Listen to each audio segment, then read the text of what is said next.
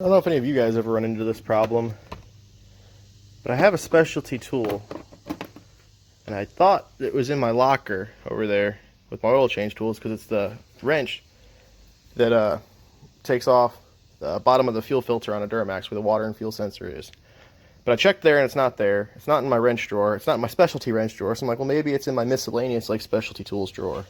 It's not here either. I really don't remember where it is. So I guess we're just gonna have to do it with a pair of pliers like everyone else does.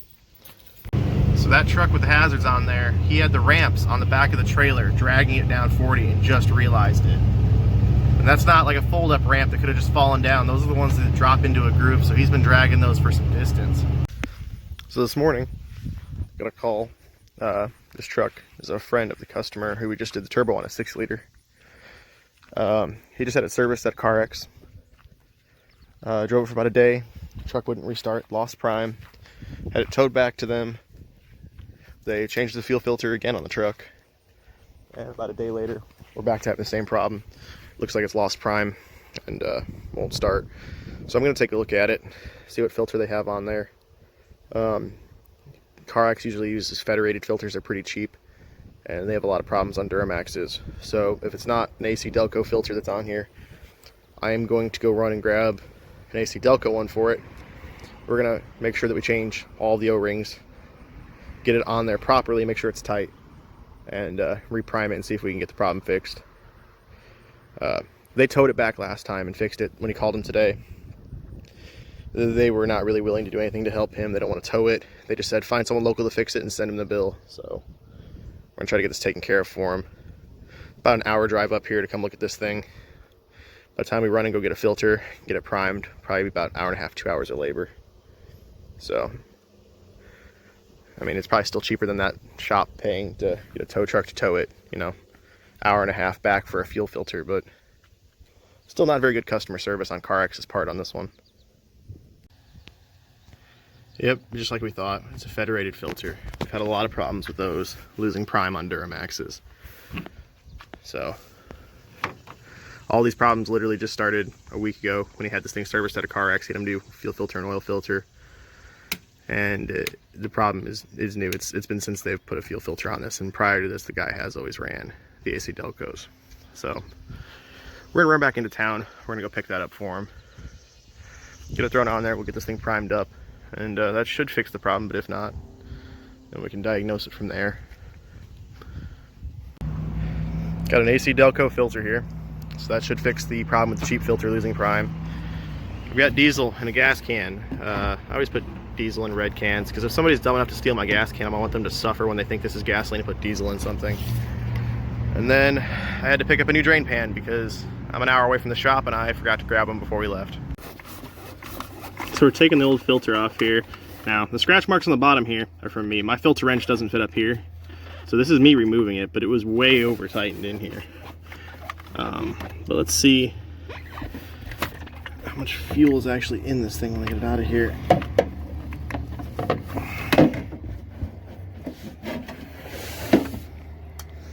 Well, it's got some fuel in it. Drain pan out, we'll tip it over and dump it. But this is a Hastings federated filter, so these are known to have problems on Duramaxes, and these upper scratches were already on there.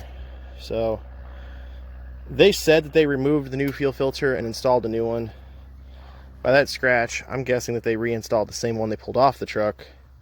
Either that or they used a filter wrench and they probably over tightened it.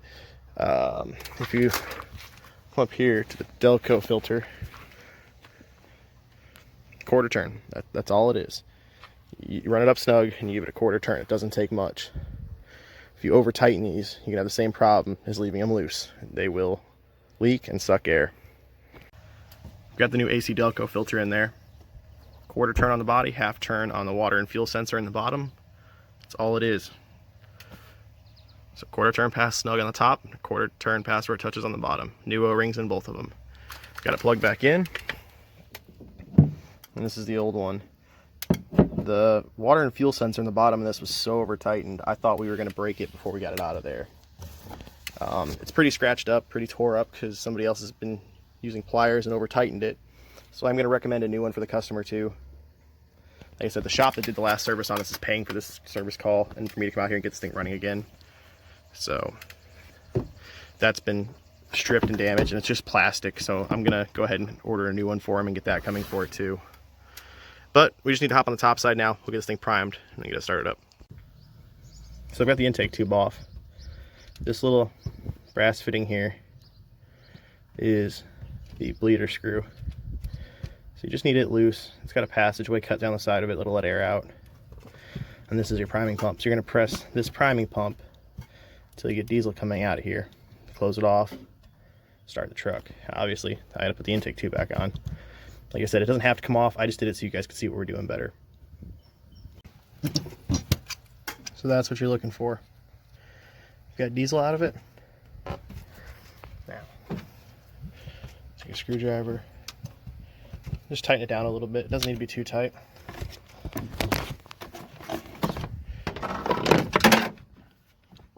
Damn it, I gotta go get that back.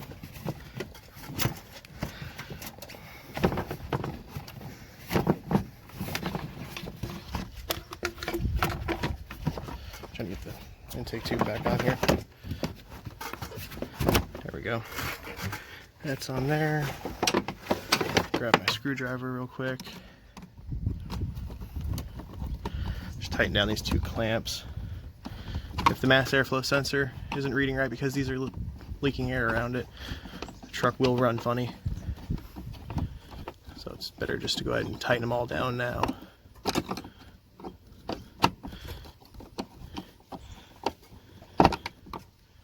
It's also weird doing this with my left hand. I'm right-handed and my right hand's holding the camera.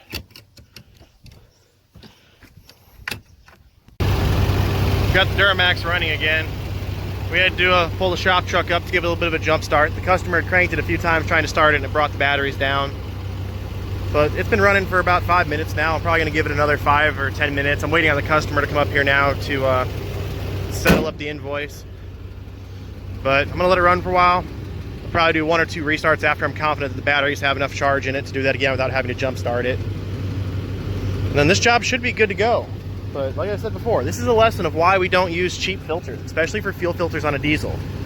You know, it's not like this is a gas engine. That fuel filter is in line before a few $1,000 injection pump and thousands of dollars in injectors. You know, if we're letting debris through there and it gets into the CP3 pump on this truck, we could damage a CP3 pump. If a CP3 lets go, it can wipe out all the injectors. So, you know, the $20 or $30 more, you know, that's going to cost for the fuel filter, it's not worth it to go with a cheap filter. You know, we have problems with losing prime. Those pumps are also lubricated by the fuel going through them. So don't cheap out when we're buying fuel filters for a diesel. So we got everything taken care of today on that Duramax. We sent the customer an extra copy of the invoice. He's going to be sending that off to the shop that did the work, so he can get reimbursed for our service call today. He's happy. He was referred to us by the guy that we did the turbo on his 6-liter that had the premature turbo failure on the truck, and then we had the issues getting a new good one. A lot of our business is that way. It's word of mouth. We get a ton of references from people that we've done work for in the past, so that's always nice. I don't do much advertising at all. I did when I started out, but I haven't ran a single ad for my business in 5 months, and we still keep busy. On the last video I mentioned that I was putting up a poll. So what one is, I'm going to sit down and do a video for you guys about my history and what led up to me starting Indiana Mobile Diesel. I wasn't planning on having a service call today. I was kind of figuring that today was going to be a day sitting around the house in between going down to Kentucky for 2 days straight. So I'm going to sit and get that video made for you guys tonight. The other 2 videos that were in the poll were a toolbox tour of the Maximizer, which is my bigger toolbox in the shop, and an AMA video. So I am still going to do both those videos, and we'll put those in kind of on some slow periods between jobs and stuff. As far as the toolbox tour, I'll just probably get that one done when I get back from Kentucky tomorrow, since I'll have my truck out, because if my truck's in the garage, I actually can't get all the drawers all the way opened in it. And then for the AMA video, go to the community tab on my YouTube channel, find the post where I had the poll for the videos, and just start dropping the questions down in the comment section.